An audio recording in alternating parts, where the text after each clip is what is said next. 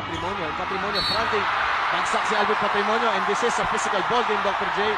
And pag hindi ready ang Pure Foods sa kind of physicality that itong Gordons is applying, baka magulat sila dito kung ano gagawin. And Pure Foods now are talking. locked in a huddle. Ito si Patrimonio. Bagsak si Patrimonio. Bagsak din si Harenzo.